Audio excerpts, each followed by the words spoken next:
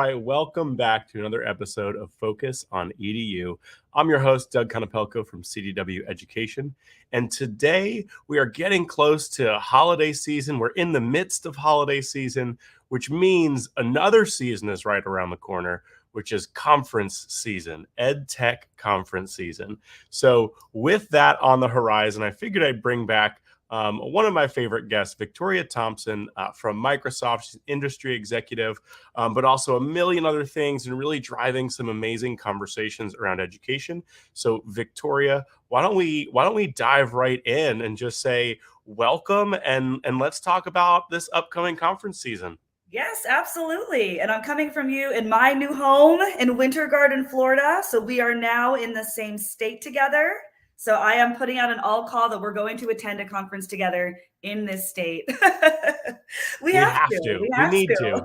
Yes.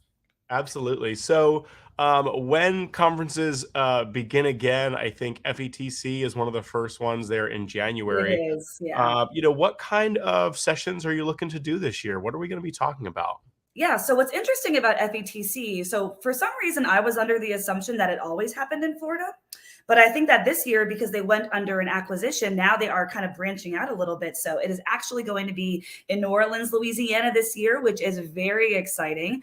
ISTE was also in New Orleans. So it's kind of like the last big conference I went to. Now I'm going back to that city. But regardless, the two sessions that I have at FETC, they're kind of unique. So the first is focused on equity in instructional coaching.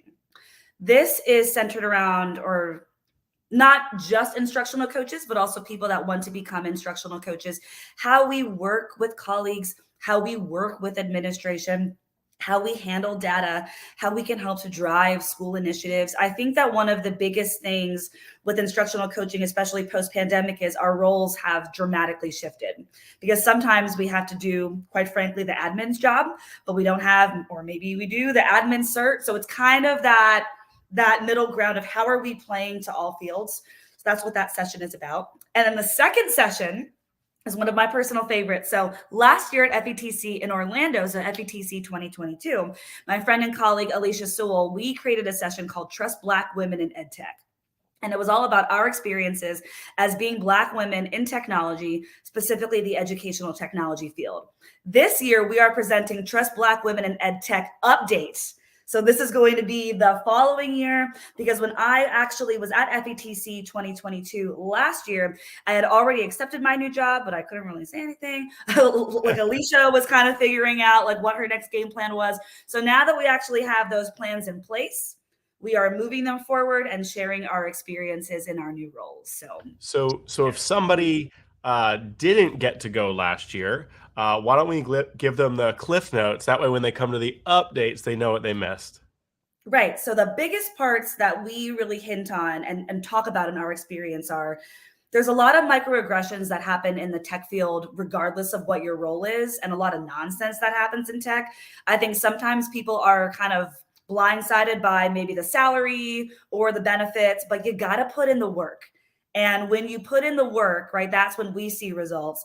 Unfortunately, being Black women, we face a lot of nonsense in our roles.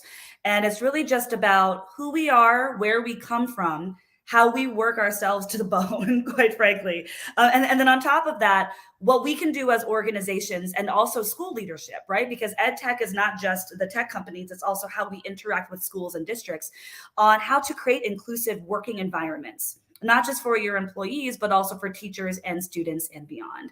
So we talk a little bit about our personal experiences, how we ended up in our roles, but also the different things that we've encountered where we've had to say, that's not right. And then how we've used those instances to impact other things down the road.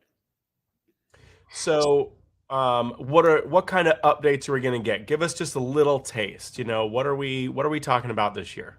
Yeah, so Alicia is actually back in the classroom. So she is in a different role. She is working so hard and so amazingly with a group of students in Alabama, because she's from Alabama. And she does a lot of really neat things in her classroom, specifically with social emotional learning. So we're going to get some updates on just how she impacts the tech scene, still from that higher level, But now back in the classroom, she's also got that very direct view as to how this impacts students. So she's got a lot of great information on that. And then for me, I'll be speaking about my role at Microsoft Education and how I have just not only taken what I've done with my last position, which I think is when we first talked actually on this podcast when I was a STEM coach, where I was over like a group of schools with one school site in particular. And now I'm over 23 states. So a lot of it is how I've used that position in that growth to not only scale, but also do things I never would have done in my last position just because it wasn't the organization that Microsoft is, right? I'm going from 5 schools to working with 23 states, and it's just different. So I talk about those differences and how I've had just such a positive experience working at Microsoft. How do you stay excited about conferences? Because I think for a lot of us, when we were at a school or in the classroom or at the district level, we went to 1 or 2 a year, so they were exciting. Right. Now in the roles that we have, we're at, I'll say dozens a year, maybe. I don't know the Mhm. number. And presenting all the time and seeing, I mean, you and I run into each other like 5 or 6 times a year now, Yes. but always in a different state. So how do you stay excited about the work that either you're doing at conferences or the work that you're seeing when you're there? Yeah. So for me personally, the best piece of advice that I give is that I never reuse the same content when I present for more than a year, year and a half, because my interests change, what I want to talk about change, things around me change. I always want to stay current and I can't get excited about something stale. So for example, one of the sessions that I would give about 2 years ago, it was XY and devices. So just incorporating like technology into the mathematics classroom. Of course, that was a big hit during COVID because we were all virtual to some degree. I have completely, well, almost completely retired that session in favor of one of my new ones, which is teaching students to research in mathematics. Because we're getting past the, okay, here's how you use like math and tech and all that stuff. Now we're getting into the nitty gritty of what we can do to actually have students be media literate in the mathematics classroom. So XYN devices is still around for a little bit, and then I'm going to retire that session because I'm really, again, passionate about that media literacy component with mathematics. So that's one of the things that I do to stay excited because I can't get excited about something I'm not excited about. So I just try to re-up my content every 1.5 to 2 years. So that way I know that I can put my best self forward whenever I'm at a conference. When I think about when I go see other people's sessions, the things that are top of mind to me are what they're presenting on. So I'm not a big, excuse me, not a super big fan of going to somebody's session just because I want to see them, right? Because even though I love you, right, and you present, I could just go and see you, right? I want to make sure that the content that I see is something that's going to not only enhance what I do, but also something I can bring back to the teachers I work with, the students I work with, a little bit of everybody. So I am a huge fan of looking at the conference sessions before I even get there, which I find a shocking amount of people don't do. So like sometimes I get to conferences and they're like, wait, there's an app? Wait, there's a website, right? So I always go on the websites and I will look and see who's presenting, what they're presenting on, if it's something that I'm interested in, and then I make concerted effort to block off time in my schedule to go there and see it. Because sometimes conferences are such dynamic spaces. Like we can be talking in the showroom and then I'm like, dang, like we've just talked for an hour and a half. So if we have that effort and that time on our calendars, it just makes things a little bit more seamless to go and see what other folks are doing. Is there anything that you feel like right now is new and exciting? And as we get closer to these conferences, you're saying, okay, these, X, Y, and Z are what I'm, going to be focusing on this year, or, this type of session or something like that. Ooh, so by the time that the conferences, quite frankly, roll around, it's already too late to have a session like this because it just came up. I'm super interested in Chat GPT. Like that's something within the last week or so that has become a huge topic in education. I think it's too new that we're not going to see anything at the conferences besides just maybe informal conversations. But I think that for upcoming fall conferences, because that like conference session is usually like January to March. And then we have it again from like August or maybe like June, right? When ISTE starts to like mid-August. And then we kind of pick up again from October to December. So for me, what I'm really interested in is how are we having these conversations about AI?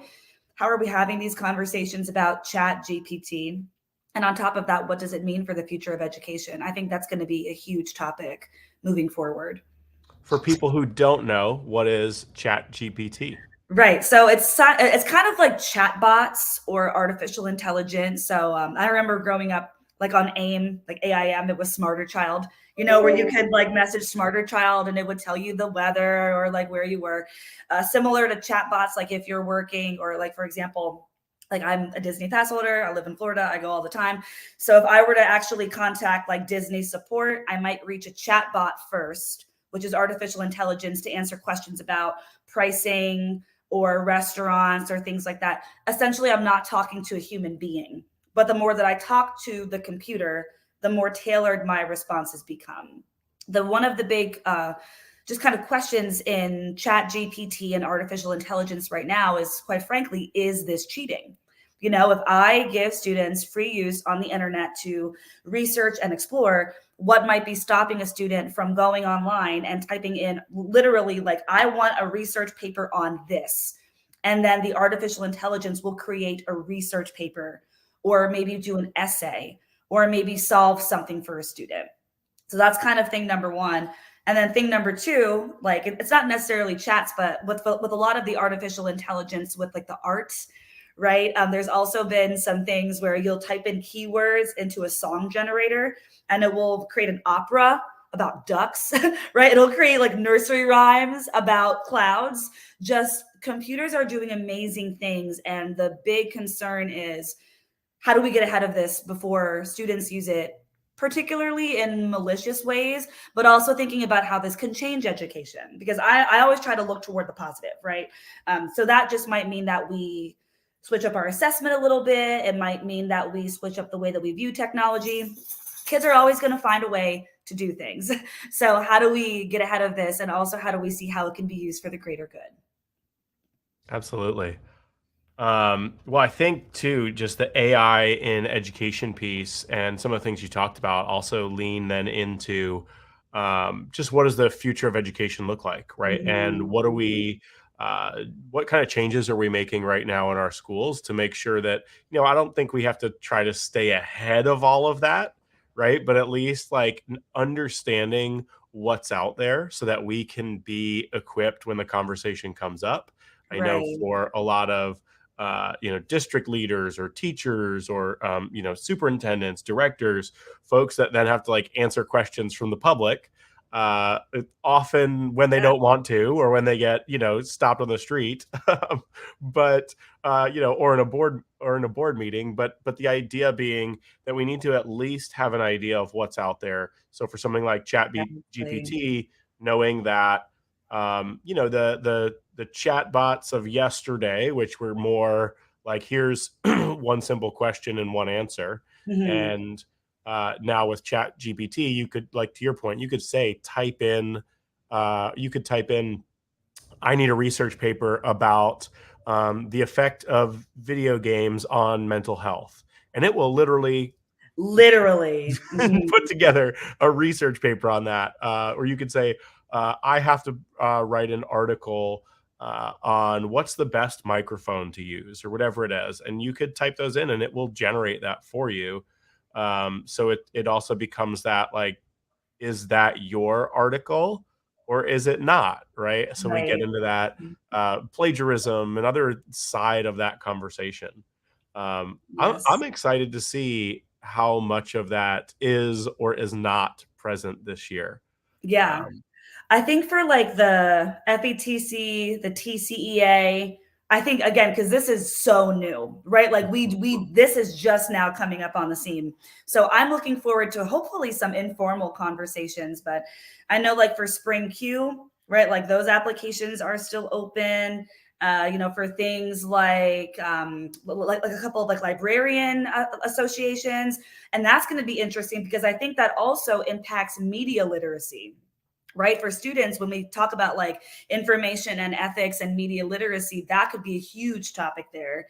So I'm just interested in seeing what's out there for that topic because it's the future. It really is the future. And in schools, we need to be acting proactively instead of reactively. So the more that we can find out, the more we can help. Well, I think that our sessions are due tomorrow for TCEA for our session room. So I might have to slide one in there now, Yes, just to make there we sure we've go. got what you're looking for. So, Victor, I Hey, want to say thank you. if you want to co-present, and if you need me there, I will be there for you, Doug. Yes, absolutely. Well, I want to say thank you so much for doing yet another one of these and talking us through what this conference season is going to look like for you. Yeah. And then, so we will both be at TCEA, Yes. which is awesome. So my 3 sessions at TCEA, I had to like bring them up because they're more math focused this time. So I have integrating media and digital picture books into pre-K through 5 mathematics. I have teaching students to research in mathematics, which is what I hinted on with like that phasing out the X, Y, and devices. And then I also have equity and instructional coaching. So there is a little bit of overlap. I'll also be presenting at IdeaCon in the Chicago area. I will hopefully be at Spring Q. I will absolutely be at ISTE. I mean, there's just so many cool things going on. So lots of conferences, lots of fun. Oh, and I will be at ATIA, that is an assistive technology conference in Orlando, Florida. That's going to be awesome. This will be the first conference I think I've been to where I can go home and sleep in my own bed because Orlando is like 15 minutes from my house. So I will be presenting some topics on assistive technology, accessibility, and inclusion in STEM classrooms. Love it. Thank you so much for your time. Yeah, thanks, Doug. See you soon.